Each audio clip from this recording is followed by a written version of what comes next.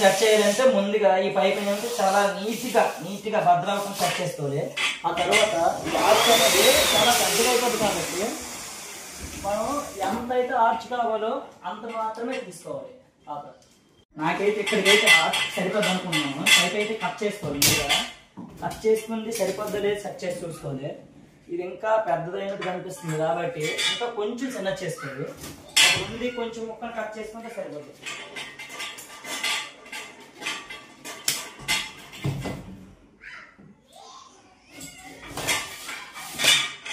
నాకైతే ఆర్చ్ అయితే సరిపోద్ది అనుకుంటున్నా. కట్ చేసుకున్న పైప్ అయితే ఈ ఆకారంలో ఈ విధంగా సెట్ చేసుకోవాలి. ఎంతకంటే హైట్ సెట్ చేసుకుంటే అయితే బాగోదు. ఎందుకంటే ఎంతకంటే హైట్ సెట్ చేసుకుంటే ఆర్చ్ అయితే ఊపది. బేరింగ్స్ పెట్టినప్పుడు కూడా చాలా హైట్ అయిపోద్ది. ఫ్రేమ్ లో అయితే కరెక్ట్ గా సెట్ అవ్వదు. ఇదే విధంగా ఎందుకు సెట్ చేసుకోవాలనుకుంటే ఈ ఆకారంలో ఉండడం వల్ల అటు నుంచి ఇటు నుంచి కొంచెం నీట్ కనిపిస్తుంది అనమాట. ఇలా స్ట్రైట్ కాకుండా కరెక్ట్ గా ఆర్చ్ షేప్ లో ఈ ఆకారంలో మాత్రమే కనిపిస్తుంది. తయారు చేసుకున్న పైప్ అయితే మాక్సిమం ఇలా పెట్టుకోవాలి.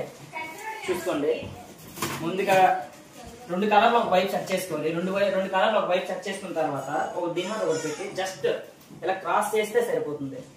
జస్ట్ 1 by 1 సెట్ చేసుకున్న తర్వాత చాలా ఈజీగా అయిపోతుంది. చాలా స్పీడ్గా అయిపోతుంది. జస్ట్ ఏం లేదు, స్పీడ్గా పులి టైం అవుతుంది. జస్ట్ స్పీడ్గా సెట్ చేసుకోవాలి.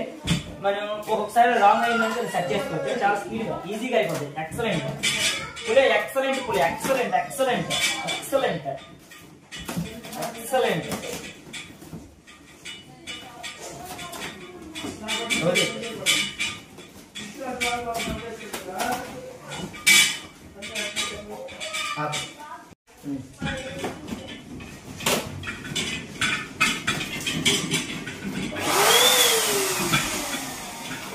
ఆర్చ్ అయితే లాస్ట్ స్టేజ్కి వచ్చింది. లాస్ట్ లో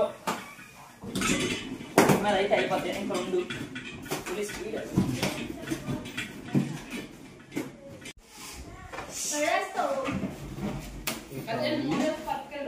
hi friends, welcome to Ari unique YouTube channel. మీరైతే ఎలా ఉన్నారు? చాలా హ్యాపీగా ఉన్నారు. లైఫ్ లో మాత్రం సబ్స్క్రైబ్.